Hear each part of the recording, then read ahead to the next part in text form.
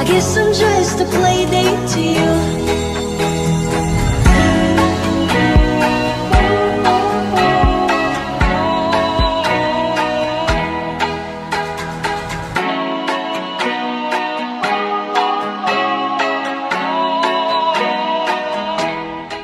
Hey guys, welcome back to a new episode of Calculated Chaos. Today I'm here with two lads from Pure Clothing. How are you keeping, lads? Not too bad. Yeah, good. So do you want to give a quick introduction who you are?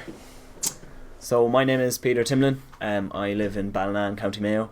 I'm 19 years old and I'm studying Marketing, Innovation and Technology in DCU. I'm Richard Grimes. I'm from Inniscrone in County Sligo.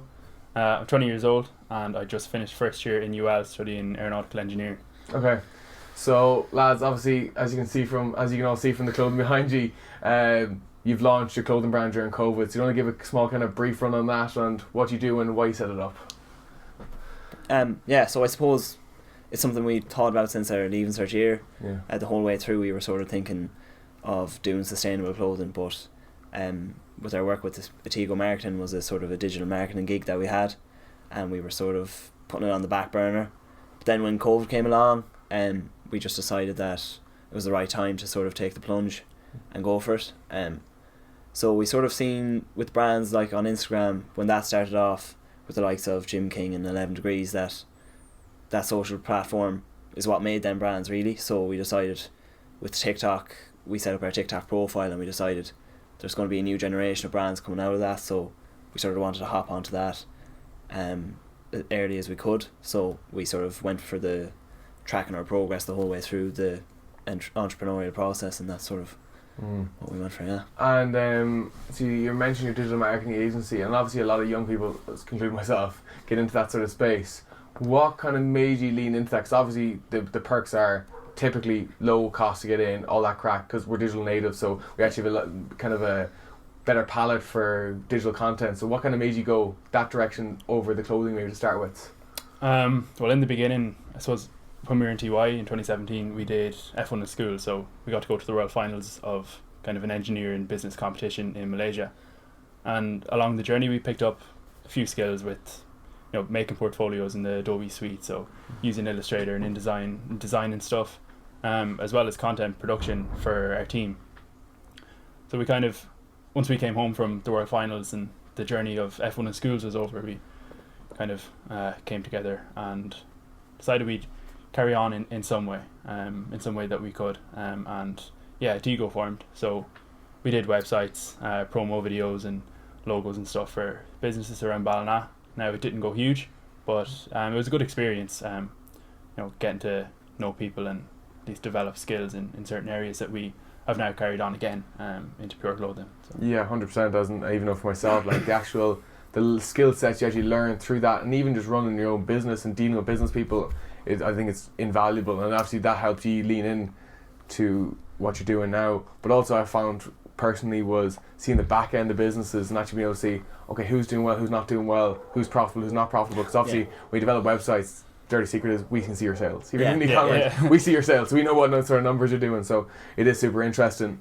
And then when did you kind of decide, okay, Atigo maybe not going to work out, or maybe we're going to put on the back burner and then move into Pure? Was it because of COVID? Because obviously I know we slowed down a bit at the start of COVID, but then kind of picked up. So was it kind of, we already kind of winding it down before COVID, or was it COVID that kind of kickstarted that? Well, like with the online marketing thing, especially locally, it was sort of, the whole payment thing was sort of hard to structure it with people we knew, local businesses, because that was always our ethos, is because everything seems to be moving towards Dublin.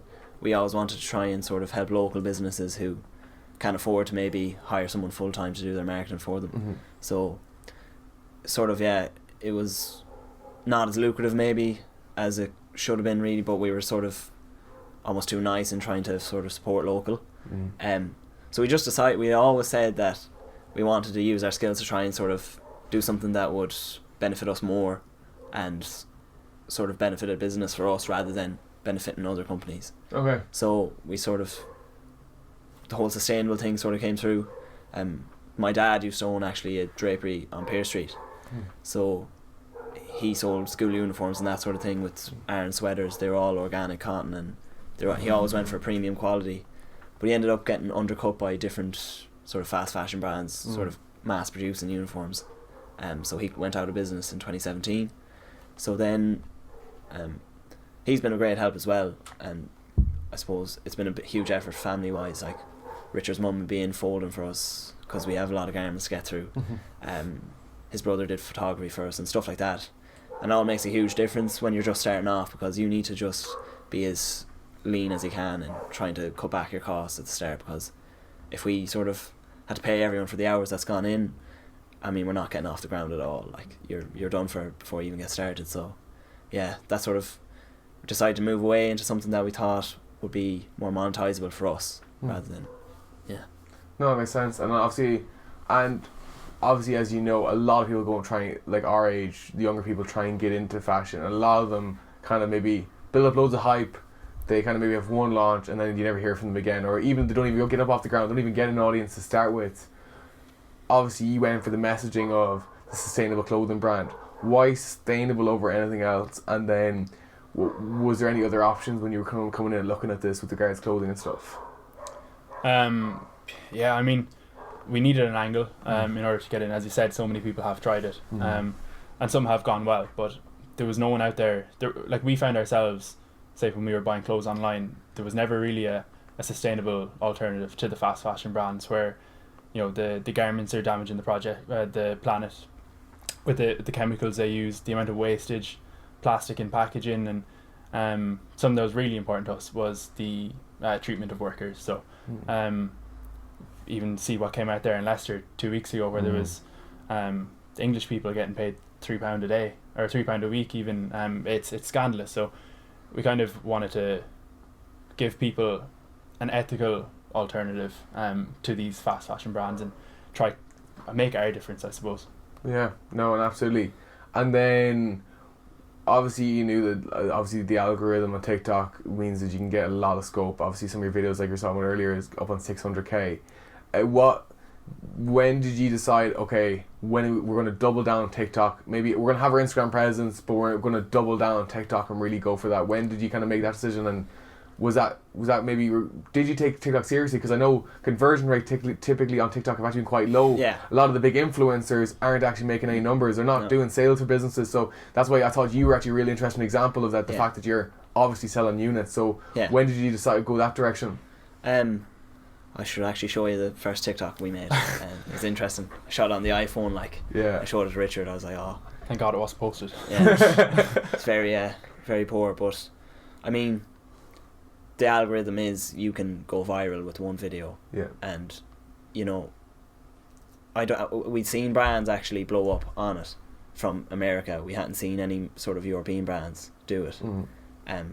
And you can see the results on their TikToks. Like, there's no such thing as bad reach. Like, if you're reaching people with right sort of credible content, it's going to convert in some form. Like, I mean, with the whole TikTok is sort of finicky. Like, you won't know where its future is. So obviously, it converting to Instagram and sort of different social platforms is sort of a priority.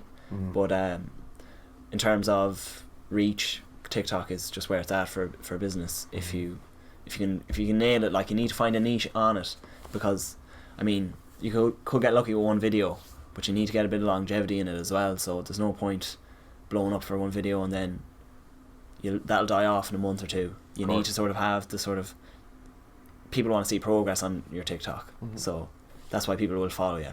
So that's what we went for. That's sort of the end.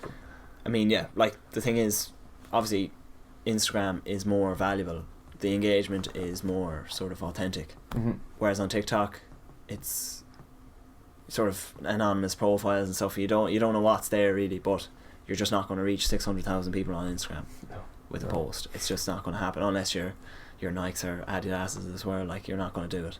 So we sort of took a leaf out of the book of people in America who sort of did it with their brand, and we said we could apply that to ourselves and just see where it goes. So and obviously it's gone very well so far.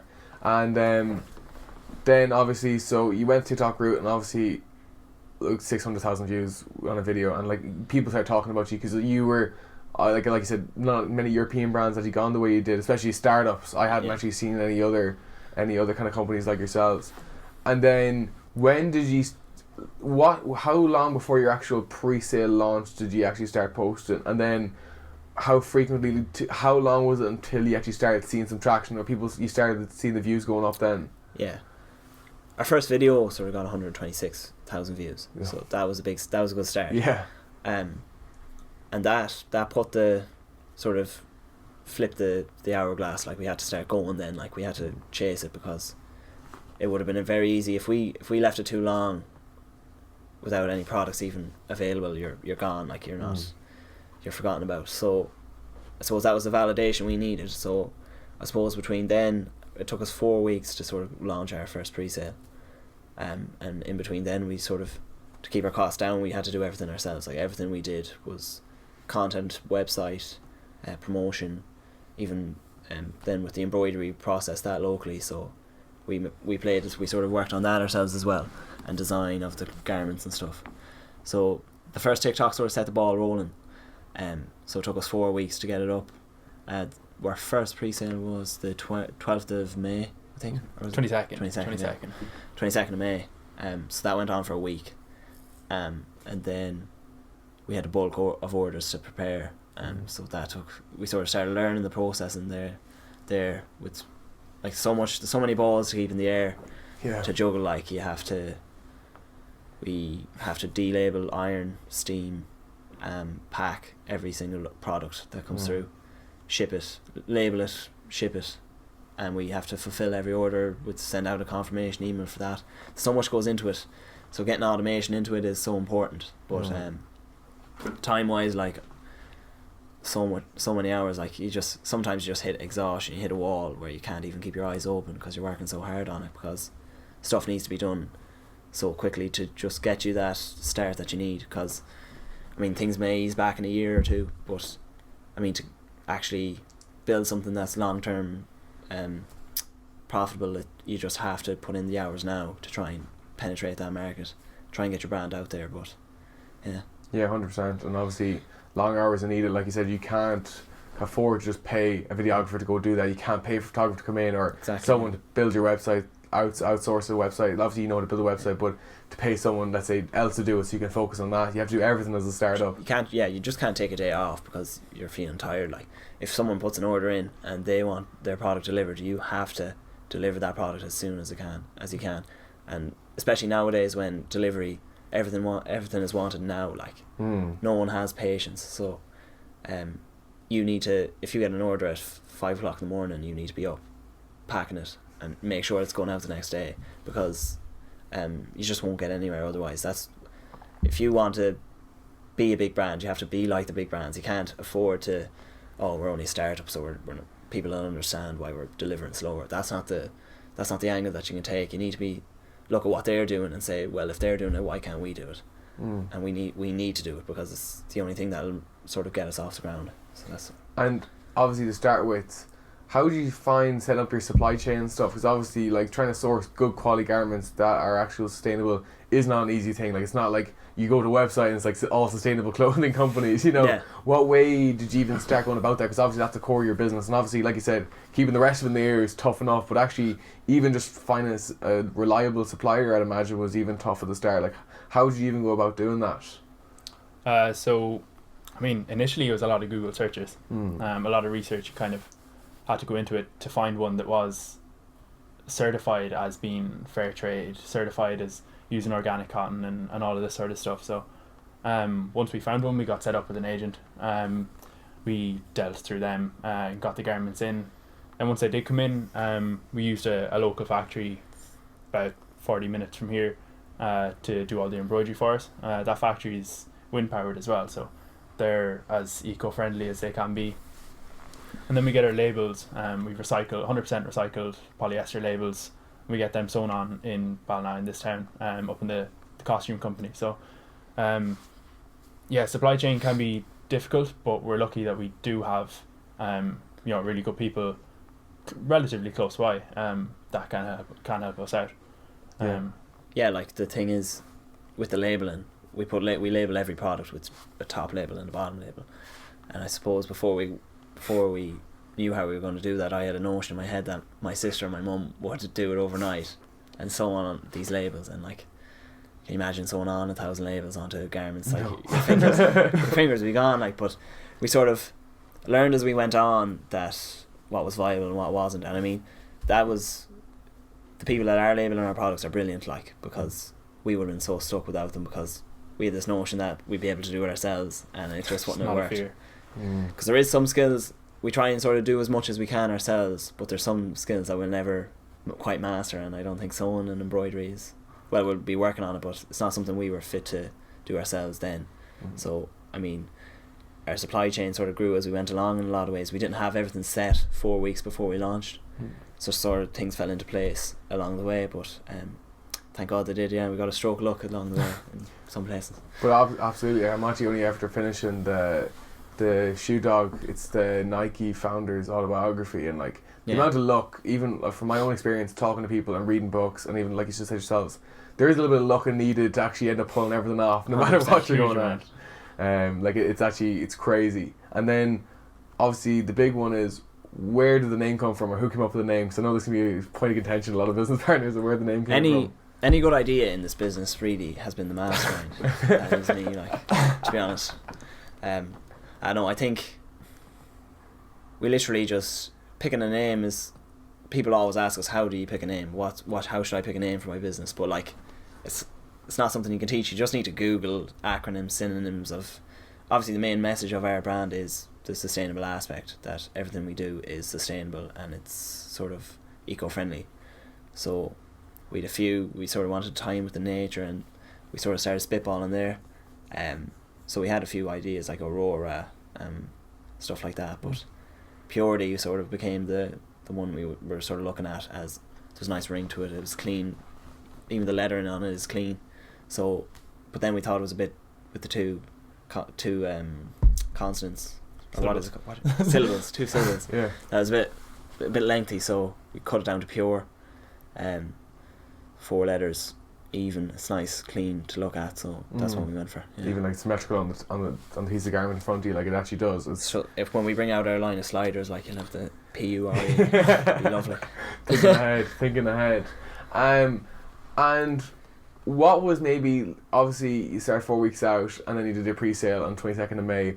What was the biggest surprise for yourselves on order day when people started making orders? Like was there like that moment? Because I know I've been around a lot of brands that are launched and they're like, will anyone even buy this? Like how have we just been getting loads of eyeballs and no one's actually going to buy this? Or did you have quiet confidence, or what way were you kind of feeling kind of on launch day? We really had no idea. Like we knew that we had I think when we launched on May 22nd, we had about 15,000 followers on TikTok. So we knew we had some people there supporting us, but I mean, in the grand scheme of things, we had no idea on how it was going to go. Like, as you said yourself, so many big creators don't convert for businesses, and that was in the back of our mind as well, like, will it actually convert? So I mean, we were prepared to get 10 orders, and we were quietly hoping that we get quite a bit more than that, and thankfully it did go well. But I mean, the moment of realization that, like, oh shit, we do need to get someone professional to sew on our labels for us, we're not going to manage it ourselves, kind of hit about an hour before this site went live, and we were watching the numbers of people waiting. It was interesting. I mean, our first purchase was within a minute, and that was over in the UK, which was something validated. Yeah, you wouldn't really expect that someone who you've no idea who they are will be your first order. Especially as a startup, kind of, we expected a few kind of not pity sales, but like people who we knew just kind of support. Helping you out, yeah. Which you need at the start as well. For sure, really need them, but you can't base a business on that. You can't say, oh, I got sales from this person down the road, this person down the road. Now every little bit of support helps, but you can't. It's not good data to base, like, oh, is this business actually viable? Because you might have that the first time, you're not going to be able to continue on with that all the time. So then obviously you had your first drop and that went very well. For the second drop, what changes did you kind of make, or what did you learn from the first one? You're like, okay, we need to have this and this tightened up for the second one. Well, for the very first drop, as I was saying, we really had no idea of how it was going to go. So we just offered products that we thought people would like. and from that we kind of learned what colours went well, what designs went well, and what sizes went well. So I mean, we still didn't have the money to buy everything up front the first time around, and as well we didn't want to have any wastage, so we only ordered in what people ordered from us, so it was helpful. Then for the second drop we needed to get our delivery time slightly faster, so from what we had learned the first time around on colours, sizes, designs, we were able to buy in a little bit of stock about a week prior to launching the second pre-orders, but we still had to order stuff on top of that once we got more orders in. Delivery times came down to about 2.5 weeks for that, which wasn't too bad, but again, people want stuff now, and that's what we're offering on July 24th. So we've all this stock here. We've pretty much applied everything that we've learned from the first 2 drops, so we know what will go better than others. We're kind of able to make educated guesses on what we need. So next day deliveries, and just much quicker turnaround times is what we'll be doing from now on, which is great. It's necessary. As Peter was saying, we need to emulate what the big businesses are doing right, and delivery times is definitely something that they are doing right. So for sure, that's something we got a shock. Well, we can overlay the footage, like when we saw what came in, and we were like, right, this is real now. We have to, people have given us this, so we need to get this product out, like, because it was a lot of responsibility, to be honest. You were sort of looking at it, you're like, Jesus, great that we got it, but I mean, there's a lot more to be done with it. So I mean, over the week after, we were sort of getting our ducks in a row, trying to sort out the different processes that we were going to do, how we were going to organise everything. I mean, then people trying to change sizes and stuff. We were just trying to get everything set up, but we saw the demand that was there, and we thought, when we're just starting out, we need to get as much of our products out there as we can to try and sort of penetrate the market. So we put up the second pre-order because the demand was really there. We couldn't have left it. We could have been lazy with it and said, look, we'll just focus on what we're doing now and try and get all this stuff out. But it was always in the back of our minds that we're just losing sales because we don't have any products on our site. So you're like, look, it's going to take a lot of work. It's going to be a lot more on us, but it's something we had to do. We had to get that second pre-order up, or we would have just lost so much traction. So that was essential. I mean, and in fairness, I was skeptical myself. Like, say Richard would always look at something and say, well, why can't we do it? See, even with the website, it would have been easy to get someone to do our website, or with like the bigger brands put in the packaging. They have the nice seed. We have seed paper in our packages and in our products and stuff like that. So it's just the little things that people notice, like confirmation emails and stuff. You need to run 100% professional. We didn't want to start off doing sales through Instagram and DMs and passing over cash, and we wanted to just sort of set up how we were going to go about it from the beginning, and try and do everything as best we can. Obviously there's improvements to be made, there's some things we can't do, but you have to look at things, that challenges you're facing, and say, what do the other brands do, and why can't we do it? What skills do they use in doing this that we can't learn? So that's sort of the attitude you have to have.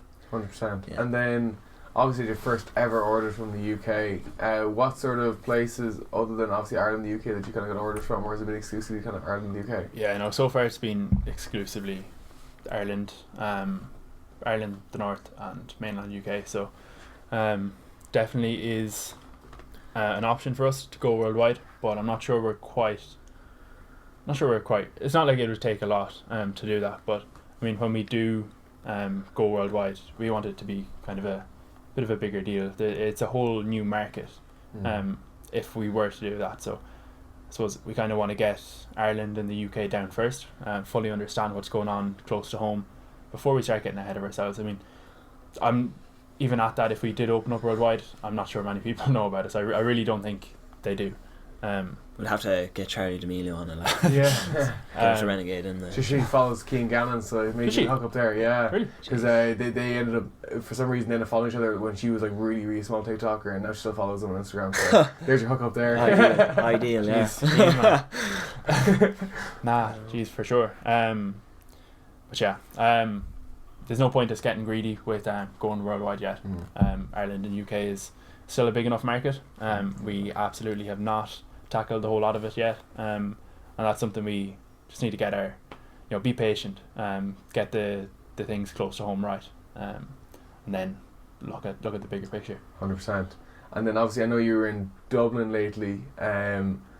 Did you end up spotting anyone wearing Pure, or have you had an experience yet where you've run into someone wearing Pure clothing yet? Well, one of my friends lives in Dublin. She works in a cafe, and she said someone walked in, which was sort of funny. Like, but I mean, we're in here most. Like, I hear back people seeing people and stuff, but I've never seen someone on the street wearing it yet. Yes. So Okay. it's disappointing, to be honest. But hopefully it'll happen Get your someday. game up, come on. I know, yeah. It's funny there when we were in Dublin Yeah. last week. We hopped on the train, and the train was dead quiet the whole journey up until we got to, I don't know, it was somewhere after Athlone. I think it could have been Nace or something. 4 girls come on beside us, and so we hear a little bit of whispering, and we didn't really pay much attention, and a phone went to the ear without a phone call going on, and the volume button was pressed like this, and I was sitting on this side, so like, I don't know, I came across like a picture was being taken, but we weren't sure, and next thing one of our videos plays out loud. We were like, shit, okay, potentially. And then we arrived in Houston, and as we stand up, I used the guys from TikTok. We were like, Jesus Christ, like, it was our first time kind of being out of the county, and I know that's literally the only bit of I still haven't seen a garment out there, but we have had a small bit of recognition. Like, it's interesting. It's definitely different, but it's cool. Yeah, like it is different. Obviously, I think you're in a really unique scenario where you've kind of gained all your traction during COVID, so you weren't really out and about. Like, and obviously, like I said, even if when things restrictions got lifted or partially lifted, you're not even leaving here anyway. You're working here all the time anyway, so you're not even leaving here. So it's funny that you. Fake phone call, nice. And you see, the thing is, like, I was on Nationwide when I was in 6th class, so like ever since then I've sort of been people have oh, okay, yeah, of course, yeah, you've been famous ever since. Exactly, just yeah. riding the wave. Paparazzi everywhere, like it's a hard life. Yeah, no, even trying to get in here, there's security on the door, lads. Yeah, Like, it's I mad. It's time enough, yeah, they're good guys. Yeah, no, very sound. Yeah. But scary to start, but they have my name anyway. But yeah, no, it's like it's funny because obviously, like, it's so easy to say 600,000 or 100,000, but actually when it relays into actual humans, because it's hard to even link those two together in your own head, even irregardless of what you're doing. But it's mad when you actually start seeing it in person, and obviously I'd imagine more and more it's going to get more and more crazy as people start wearing it. So then obviously we talked about drop 1 and drop 2, and then you're looking towards drop 3 at the moment on July 24th. So obviously you have more stock now, which people can see behind you.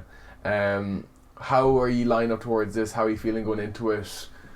What can people expect from it? Next day delivery is a big thing. Yeah, that's huge. We're really happy with that because delivery time, we were always sort of something we were just like, oh, I wish we could just get it out to you next day, but we just we can't afford to buy in the stock. So now we've sort of reinvested everything we have ever made into just holding as many garments as we can. So if an order does come in, it's just packed, shipped, and next working day delivery. So we're happy with that. There's a few, like the t-shirts are a new design. We had previously embroidered them, but they're now screen printed with like a water-based ink. So and the place they're done has sort of reuses all their waste products. So there's very little wastage there. So we're happy with the process there. So it's a lot cleaner. It's a lot more comfortable on your chest. So. That's a new product that we're dropping. I think that's the only new product that we. I mean, it's still very very early on for us. I'd say it's our third drop, but it's kind of the start of us kind of operating officially, which is interesting. But we're still full of energy. So it'll be a lot of pressure. We're launching on the Friday night. So a lot of deliveries will be collected from us on the Monday, in people's hands on the Tuesday. So I mean, who knows? Like when we launched the very first time, we had 15,000 on TikTok. We now have almost 45,000. So who knows how that will scale? I don't know. But we have a few viral TikToks lined up now. Just teasing them. Yeah, 100%. Yeah, I mean, hopefully it will be busy. I'm sure we'll be busy. But yeah, we'll see. looking forward to it, definitely. Yeah. It's been a long time coming. We were patient now for the last 2-3 weeks. We've been sold out, and we've ordered in the stock and got everything prepared as best we can. But yeah, we're just as patient as possible to make sure that everything is 100% ready. We were actually going to launch yesterday, so that was what, the 17th. It was last Friday. Yeah. But no, we said we'd just push it out one more week, make sure all our ducks are in a row, ready to go, and actually fulfill the promises that we make. So yeah, looking forward to it. And have you enjoyed the process? Because obviously, like, I know overall, look, you know, I know probably in the heat of it, it's probably tough at times, but have you ever gone, geez, maybe we made the wrong decision? Because obviously you're both studying in college as well. Like you probably had college work and stuff to be kind of battling as well, which doesn't make things any easier. How has the process been? Like, obviously there's been ups and downs, but well, like, there's no better learning than doing something. Yeah. But, you know, we're never going to get the opportunity again. Like, we came home with COVID from college, and I mean, I don't have rent to pay. Like, I'm living at home, so I just sort of had that. It afforded me that time, both of us that time, to sort of really go at something. And I mean, with my degree that I'm doing, marketing, like, this is the best. This is as good as the degree itself. In walking into somewhere and saying, like, this is the business that I set up when I was over COVID, like, so it's been so beneficial. Like, the things that we've learned about setting up, we basically set up a whole business from scratch in a couple of weeks.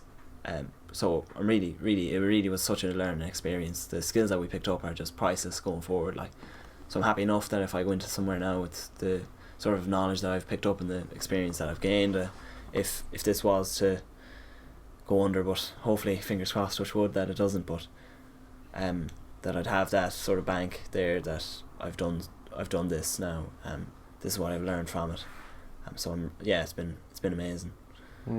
Yeah, I mean, don't really have much to add to that. It's fairly bang on. Everything, it's been kind of a continuation of the skills that we've already kind of developed. We've worked together since 2016. We've been working together, and they always say you shouldn't go into business with your friend, but I mean, it's I don't know, we look at every situation whenever there is a problem, look at it with logic, and you know, if there is an issue, it's fairly easily resolved by applying what's best.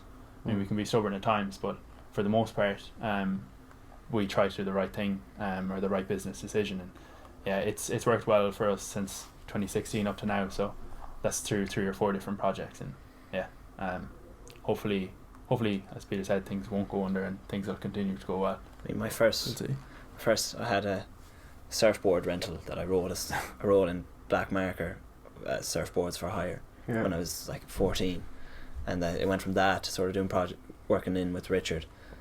It's probably more technically gifted than I am, like, so I always wanted to do business myself, but no, it sort of worked well. We sort of started working well together, but I mean, yeah, it's funny, just you can overlay the picture that I put on Facebook, got all my friends to share it. I think I rented 2 surfboards, made about 20 euro. It's a great summer's work, like, but to see the sort of progression from there to now, it's sort of funny. But yeah, business is always something that I've always wanted to get into, and even with the family business, like the shop that I was talking about, Dad's shop, yeah, sort of was an area that I thought that we could sort of build a niche and go after it. Yeah. And could you see yourself working for someone? Because like, if you all have that entrepreneurial streak that you've been talking about, could you see yourself working for someone? Because I know personally, after being in business myself for a few years, I can't see myself working for someone now, if I'm being honest. The whole ethics of the whole fast fashion industry is really it's appalling, really. Like, you have workers in Asia getting maybe $3 a day, the equivalent of stuff like that. But it's out of sight, out of mind. People don't seem to pay any heed of it when they're getting a jumper for a tenner online. They just say, "Oh, great deal! Like, I'll go for it." But I mean, if you're getting a jumper for €10, how is a worker getting paid minimum wage to make that for an hour? Like, it's not happening.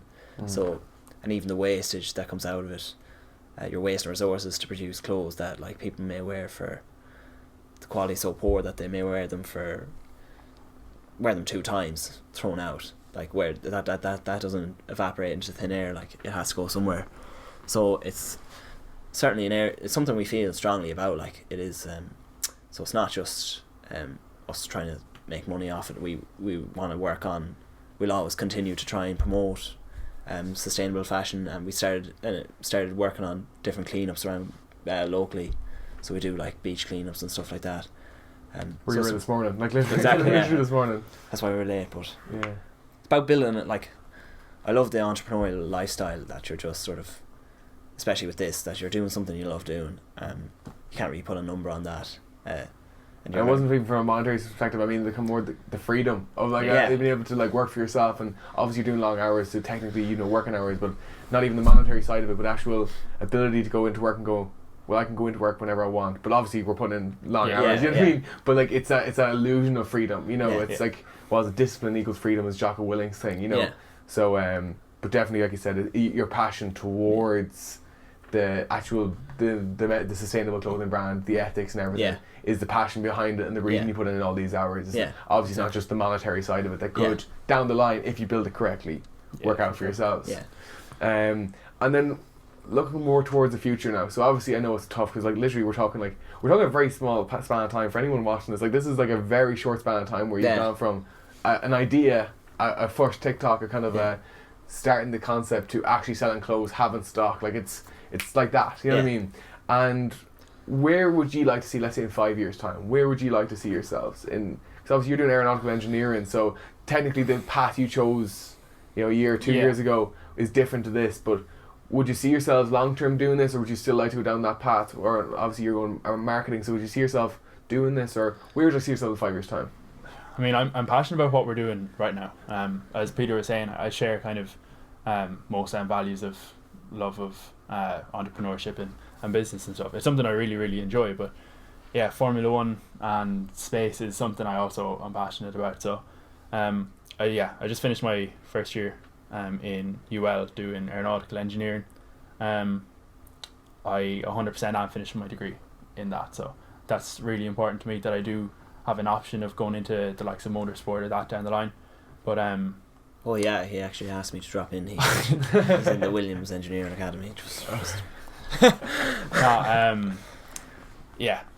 I really enjoy this, so I definitely do want to keep this on personally. But engineering and that side of things is also something that's definitely strong on my mind. And we're weighing up the options at the minute, but yeah, we'll see. I think like post-COVID, it's certainly an area, so the sort of traceability and sustainability have become bigger priorities.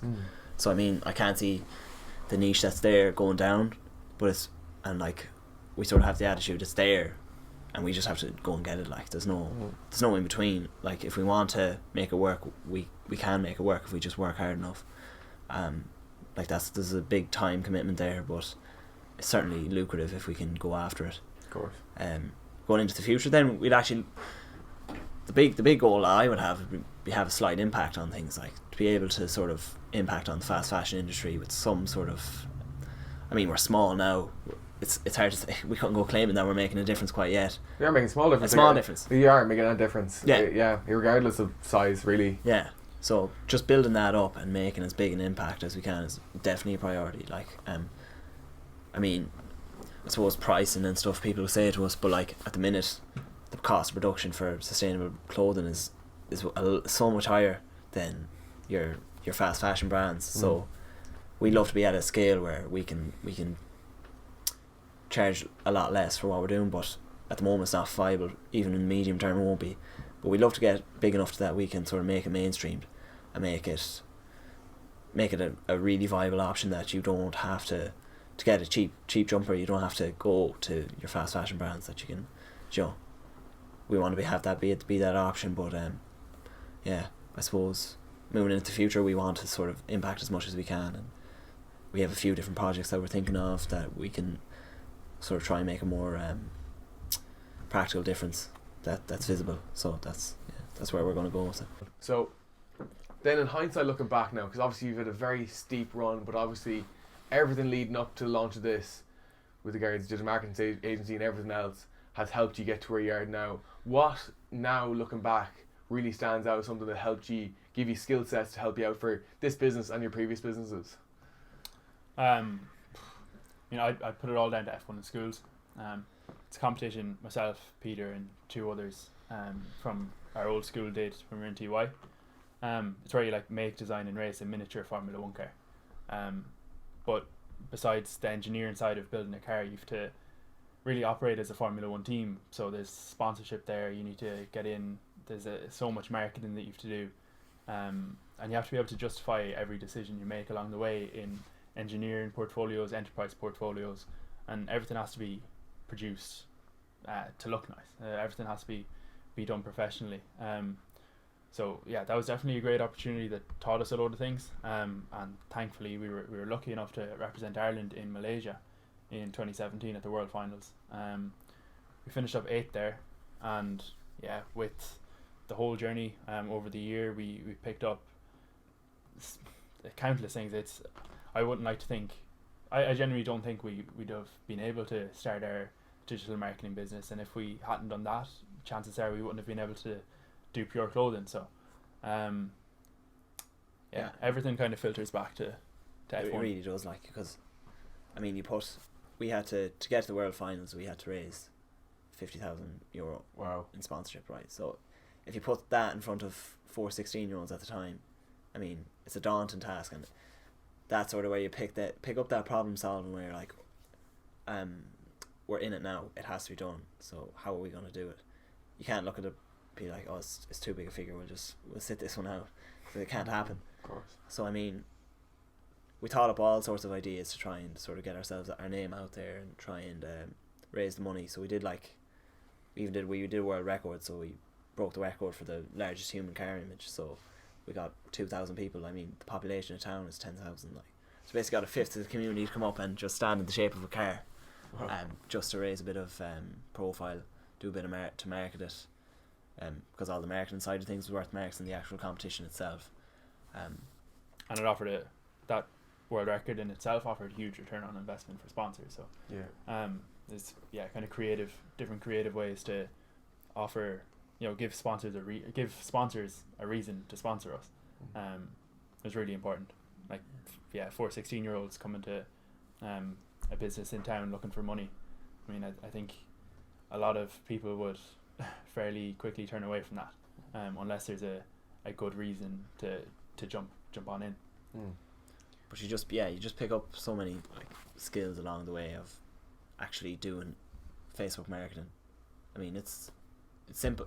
You sort of grow up around it, so you think it's simple, but it's not until you get into it that you start learning things. We made a lot of mistakes. We made most of our mistakes there.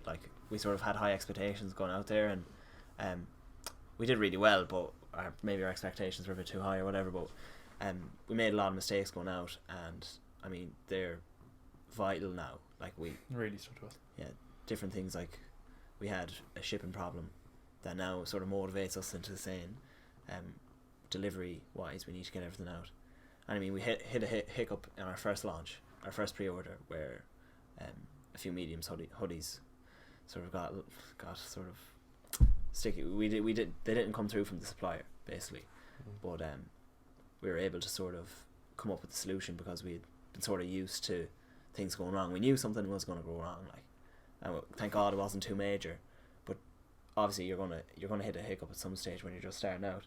But I suppose through the F1 in schools, dead. Yeah. Well, the two are grand. Yeah. We're on the last two because Right. we'll finish up soon enough anyway. Perfect.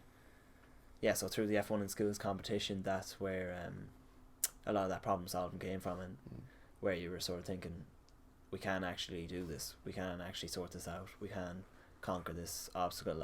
There's no reason why we can't, So 100%.